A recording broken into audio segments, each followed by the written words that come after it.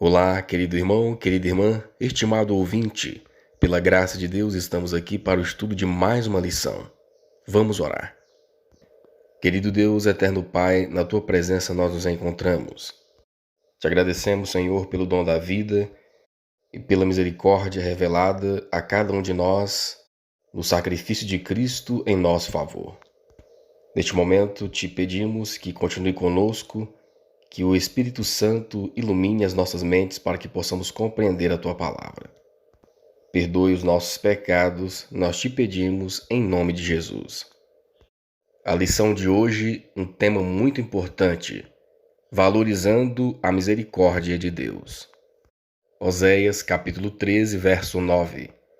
Ó Israel, tu te destruíste a ti mesmo, mas em mim está o teu socorro.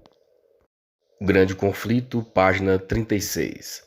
Todo raio de luz que rejeitamos, toda advertência que desprezamos ou ignoramos, toda paixão que alimentamos, toda transgressão da lei de Deus é uma semente plantada que produzirá uma colheita certa.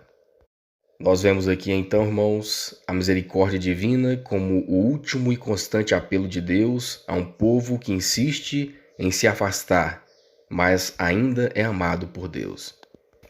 A mensagem do profeta Oséias revela um dos retratos mais comoventes do caráter de Deus, a justiça que respeita escolhas humanas, mas misericórdia que insiste em salvar até o último instante, até o último momento. A verdade é que a destruição nunca parte de Deus, ela nasce da rejeição persistente da graça divina. O Senhor se apresenta como o único socorro possível para um povo que caminha rumo à própria ruína. Cada advertência ignorada não é um ato isolado, mas uma semente plantada que inevitavelmente produzirá uma colheita. Então a pergunta: o que eu e você estamos plantando em nossa vida? Deus respeita o nosso livre-arbítrio, mas cada um receberá a recompensa conforme o que plantar. Por isso precisamos valorizar a oportunidade de salvação que Deus nos dá hoje. Precisamos valorizar a misericórdia de Deus. O primeiro tópico, dias de retribuição. Aqui no primeiro tópico, conforme Oséias capítulo 9, verso 7, nós aprendemos que a advertência se mantém até o fechamento da porta da graça. Em Oséias capítulo 9, verso 7, o profeta anuncia que chegam dias de tribulação, não como surpresa arbitrária, mas como consequência conhecida. Chegarão os dias de punição, chegarão os dias de tribulação. Israel saberá. O profeta é um insensato, o homem de espírito é louco. Por causa da abundância da tua iniquidade também haverá grande ódio. Oséias 9, verso 7. Então nós vemos aqui Oséias anunciando a chegada de dias de tribulação, não como uma surpresa, mas como consequência dos atos de Israel. Israel o saberá, pois a consciência já havia sido suficientemente advertida. O espírito de profecia deixa claro que a luz rejeitada se transforma em condenação. A luz rejeitada se transforma em condenação não por decreto divino, mas por resistência humana, como consequência a resistência de ouvir a voz de Deus. Queridos irmãos e irmãs, o maior perigo espiritual hoje não é a ignorância, mas a familiaridade sem a consagração. Ouvir a verdade durante anos sem permitir que ela transforme nosso caráter gera o endurecimento do coração. Deus nos reprova com amor, com misericórdia, mas quando a repreensão é desprezada, a própria vida se torna testemunha contra o indivíduo. As verdades que ele recebeu, a luz que ele recebeu, tudo se torna testemunha contra o próprio indivíduo. A verdadeira fé se revela na constância da obediência diária, não em momentos emocionais, não em momentos esporádicos, ocasionais, mas numa vida constante na prática da obediência. Assim, a verdadeira fé é revelada na vida do cristão. Irmão, você tem ouvido a palavra de Deus em repreensões, conselhos, advertências, apelos de amor, mas só ouvir não basta. Sede cumpridores da palavra, e não somente ouvintes, enganando-vos a vós mesmos. O segundo tópico, armadilhas sutis, conforme Oséias 9, verso 8, Oséias 9, 17 e Oséias 10, verso 1, Deuteronômio 8, de 11 a 14. Nós aprendemos aqui no segundo tópico como o inimigo com frequência leva os crentes à ruína e também aprendemos qual foi a causa básica do fracasso espiritual de Israel no passado. Irmãos, como o inimigo leva os crentes à ruína? Queridos irmãos e irmãs, Satanás raramente ataca frontalmente. Ele usa a crítica, ele usa a murmuração, ele usa a fofoca, a desconfiança, especialmente contra os que advertem e exortam, conforme a palavra de Deus. Assim ele corrói a fé, ele divide famílias, ele divide a igreja e, por consequência, joga a verdade por terra. A verdade é que quando a língua perde o freio espiritual, o coração já perdeu a vigilância. A crítica constante contra líderes fiéis revela mais sobre o estado espiritual do crítico do que sobre o criticado. O lar que se alimenta de suspeitas espirituais prepara filhos para a incredulidade.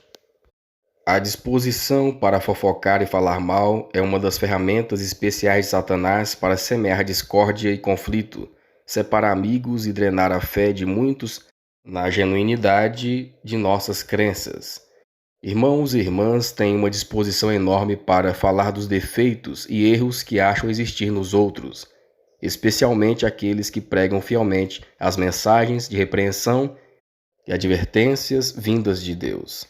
Os filhos desses críticos escutam atentamente e observam o veneno da insatisfação.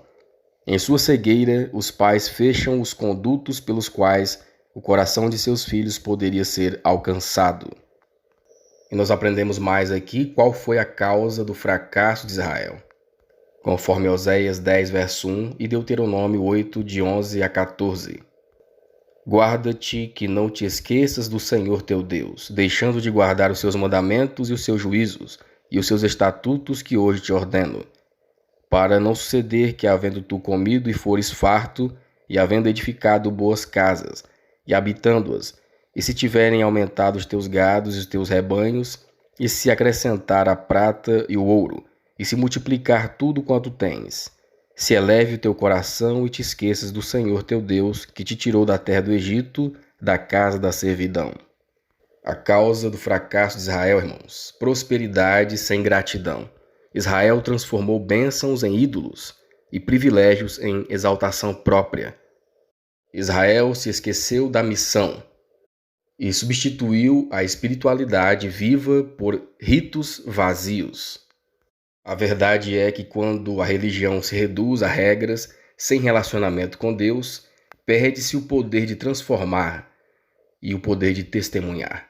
O esquecimento de Deus nunca é repentino, é aos poucos, gradativamente. Começa quando o coração se satisfaz consigo mesmo com os prazeres desse mundo.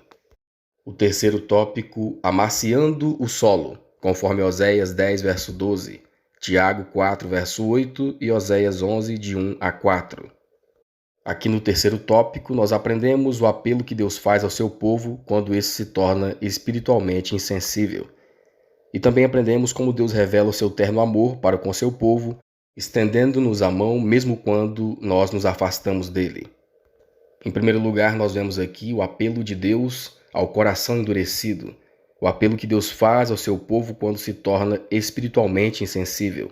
Irmãos, Deus convida o seu povo para lavrar o solo, para romper a dureza espiritual e a buscar ao Senhor enquanto ainda há tempo. E a promessa é clara: quem semeia justiça, colhe misericórdia. Oséias 10, verso 12. Semeai para vós em justiça, ceifai segundo a misericórdia, lavrai o campo de lavoura, porque é tempo de buscar ao Senhor, até que venha e chova a justiça sobre vós. Tiago 4, verso 8. Chegai-vos a Deus, e ele se chegará a vós. Alimpai as mãos, pecadores, e vós de duplo ânimo, purificai os corações. Queridos irmãos e irmãs, o coração não se amolece sozinho. É necessário esforço espiritual. É necessário arrependimento sincero e dependência de Deus. A obra pode ser difícil, mas é certa a colheita quando é feita com fé. E nós vemos aqui também neste tópico o amor persistente de Deus. Nós vemos aqui como Deus revela o seu terno amor por seu povo e como ele nos estende a mão mesmo quando nos afastamos dele, conforme Oséias 11, de 1 a 4. Oséias capítulo 11, então, nos revela um Deus que ensina a andar, cura feridas e atrai com laços de amor. Mesmo quando é rejeitado, ele não abandona. A verdade é, irmãos, que Cristo não se distancia da dor humana após a ascensão. A mesma mão ferida ainda sustenta os que confiam nele.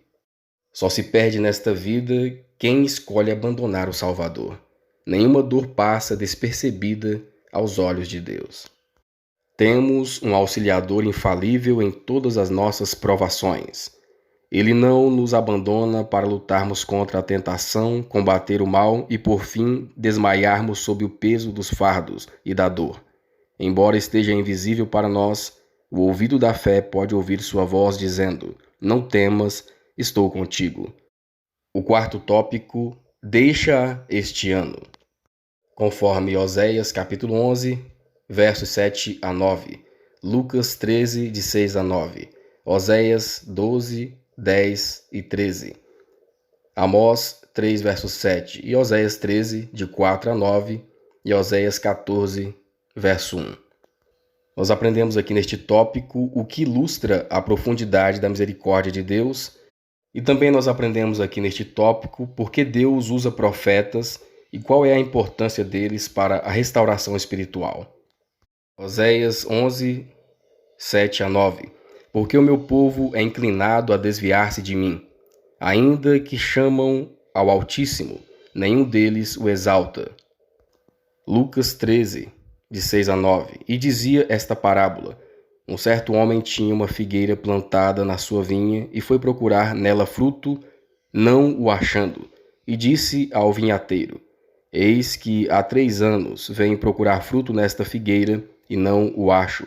Corta-a, porque ocupa ainda a terra inutilmente? E respondendo ele, disse-lhe: Senhor, deixa este ano até que eu a escave e a esterque. E se der fruto, ficará, e se não, depois a mandarás cortar. Irmãos, nós aprendemos aqui a profundidade da misericórdia de Deus. Deus reluta em nos abandonar. Deus reluta em abandonar o seu povo. O coração de Deus se comove. A parábola da figueira revela um tempo adicional de graça, não para a acomodação, mas para o arrependimento, para o voltar-se a Deus. Cada ano a mais concedido por Deus é uma oportunidade solene. Você já parou para pensar sobre isso? A misericórdia prolongada de Deus em nossas vidas. E a misericórdia prolongada de Deus não anula a justiça de Deus. Uma hora, a justiça de Deus vai se manifestar também. Esse tempo de misericórdia prolongada, na verdade, apenas revela a paciência divina conosco. E nós aprendemos aqui também no quarto tópico o papel dos profetas. Irmãos, Deus fala por meio dos profetas, por meio da sua palavra, para nos advertir, para nos restaurar, para nos orientar e para guardar o seu povo. Rejeitar a voz divina, irmãos, é rejeitar o próprio Deus. Rejeitar essa voz da profecia, irmãos, é rejeitar a palavra de Deus, é rejeitar a voz divina, a voz do Espírito Santo. A verdadeira restauração espiritual sempre passa pela aceitação da repreensão divina. Deus não age de forma escondida. Deus adverte antes que permita vir as consequências. Nós aprendemos também no quarto tópico o que mostra que Deus sempre é justo, mesmo no trágico fim de Israel, Oséias 13, de 4 a 9 e Oséias 14, verso 1. Para a tua perda, ó Israel, te rebelaste contra mim, a saber, contra o teu ajudador. Converte-te, ó Israel, ao Senhor teu Deus, porque pelos teus pecados tens caído. Nós vemos aqui então a justiça de Deus no fim de Israel. A destruição de Israel no passado não foi imposição divina, mas foi resultado da rejeição contínua da graça de Deus.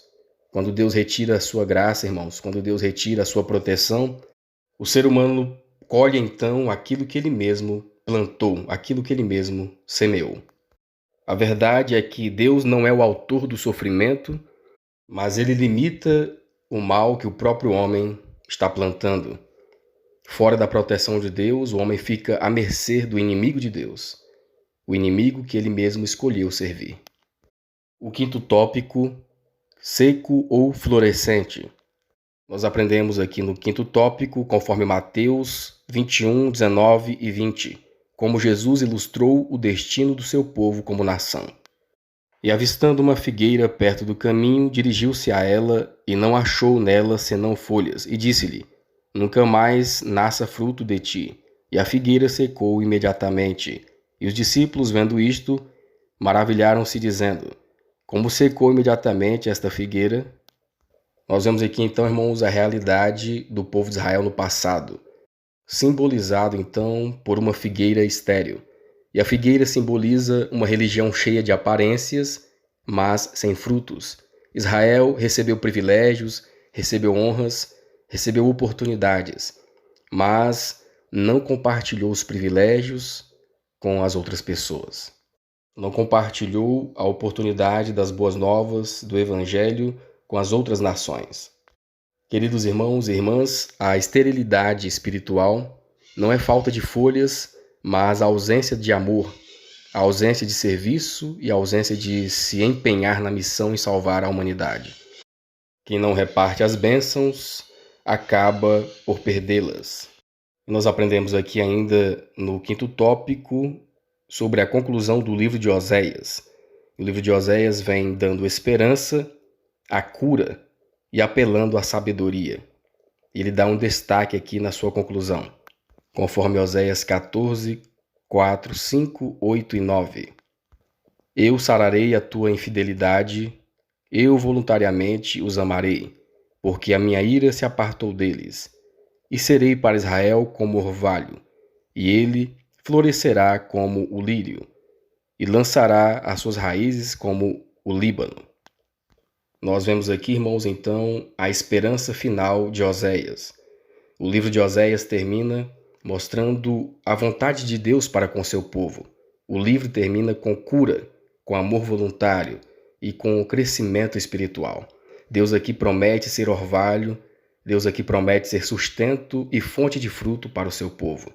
Aqueles que confiam no Senhor hoje, aqueles que são o seu Israel espiritual, então colherão as bênçãos do Senhor. O crescimento espiritual, colherão o orvalho, a presença do Senhor, o sustento e darão muitos frutos. Mas a verdade é que o crescimento espiritual não vem do esforço humano isolado, mas da cooperação do homem com a graça de Deus. Enraizados em Cristo, floresceremos mesmo depois de muitas provas e dificuldades, mesmo após quedas. E a pergunta final não é se Deus quer nos salvar, mas se somos sábios para aceitar os seus caminhos. Estamos sendo sábios, eu e você, em aceitar a vontade de Deus para a nossa vida? Querido irmão e irmã, a mensagem do profeta Oséias ecoa até hoje. A misericórdia de Deus é insistente, mas não é forçada. Enquanto há convite, enquanto há graça, há esperança. Então, precisamos valorizar essa misericórdia. E valorizar essa misericórdia de Deus significa responder com arrependimento, responder com obediência e responder com frutos na nossa vida, deixando que o Espírito Santo plante em nós o seu fruto. Quem anda nos caminhos do Senhor encontra vida. Agora, quem rejeita os caminhos do Senhor tropeçará, não por falta de amor da parte de Deus, mas por resistir à voz do Espírito Santo. Que Deus nos ajude a compreendermos a sua palavra. Esse é o nosso desejo e a nossa oração.